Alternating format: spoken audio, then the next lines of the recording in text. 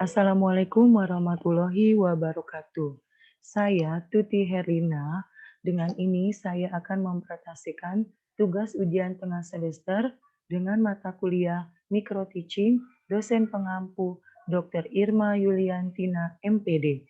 Disusun oleh Tuti Herlina 86207181504146. Universitas Pancasakti Bekasi, TG PAUD tahun 2021.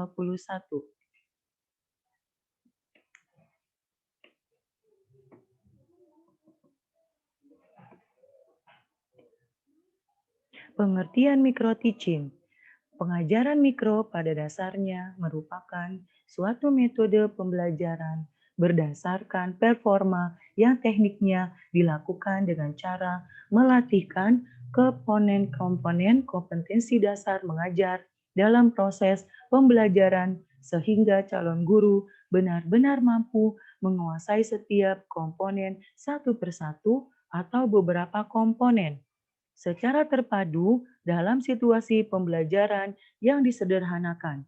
Dengan demikian, dalam micro teaching, bagian sangat penting adalah praktik mengajar sebagai bentuk nyata ditampilkannya kompetensi yang telah dibekalkan kepada calon pendidik. Mendeskripsikan makna pengajaran mikro. Pengajaran mikro adalah pengajaran dalam skala kecil, yaitu dilakukan dengan jalan menyederhanakan komponen-komponen dalam ruang lingkup pembelajaran yang ada, sehingga calon guru dapat menguasai satu persatu keterampilan mengajar dalam situasi mengajar yang disederhanakan itu. Micro teaching berasal dari dua kata, yaitu micro yang berarti kecil, terbatas, sempit, dan teaching yang berarti mengajar.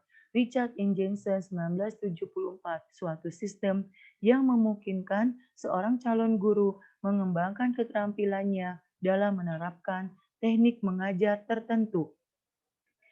Sardiman. Dalam ini para ahli Sardiman, micro teaching adalah meningkatkan performance yang menyangkut keterampilan dalam mengajar atau latihan mengelola interaksi belajar mengajar. Pengajaran mikro adalah suatu latihan mengajar permulaan bagi guru atau calon guru dengan skop latihan dan audiens yang lebih sempit dan dapat dilaksanakan dalam lingkungan. Pembelajaran mikro akan ada yang disederhanakan, dikecilkan, antara lain adalah jumlah murid 5 sampai 10 orang, waktu pengajar, bahan pelajaran atau ruang lingkup materi, keterampilan yang dilatih, penggunaan metode, media pembelajaran, unsur-unsur pembelajaran lainnya.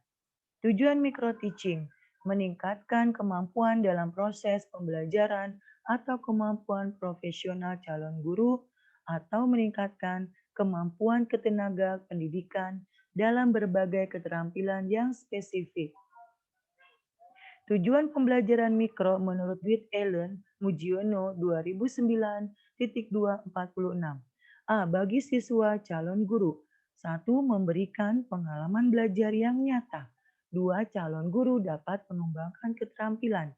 3. Memberikan kemungkinan bagi calon guru untuk mendapatkan bermacam-macam keterampilan dasar.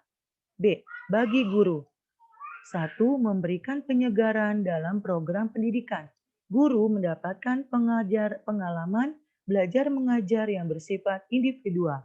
3. Mengembangkan sikap terbuka bagi guru terhadap pembaharuan yang berlangsung di tatanan pendidikan. Apa saja yang disederhanakan? 1. Jumlah murid 5 atau sampai dengan 10 orang. Waktu pengajar, bahan pelajaran, ruang lingkup materi, keterampilan yang dilatih, penggunaan metode, media pembelajaran, unsur-unsur pembelajaran lainnya. Ciri-ciri pengajaran mikro. Jumlah siswa sebagai subjek belajar sedikit, yaitu antara 5 sampai dengan 10 orang. Waktu mengajar terbatas, 10 sampai dengan 15 menit. Bahan yang diajarkan terbatas. Komponen mengajar yang dikembangkan terbatas. Beberapa pendekatan yang ada di Indonesia diantaranya adalah pendekatan kelompok, kemudian BBCT, BCCT yang lebih banyak dikenal dengan sentra. Ada juga pendekatan lainnya seperti Montessori, Reggio Emilia, High Scope, Bank Street, Creative Curriculum, Project BAS. Pendekatan yang biasanya digunakan di PAUD Raudondana, Beyond Center and Circle Time atau BCCT. Atau dalam bahasa Indonesia adalah lebih jauh tentang sentra dan saat lingkaran, kegiatan bermain sambil belajar pada sentra-sentra. Sentra persiapan, peran mikrobalok, impact, seni, dan sentra bahan alami. Demikianlah presentasi dari saya. Mohon maaf bila ada kata-kata yang kurang berkenan. Semoga bermanfaat. Wassalamualaikum warahmatullahi wabarakatuh.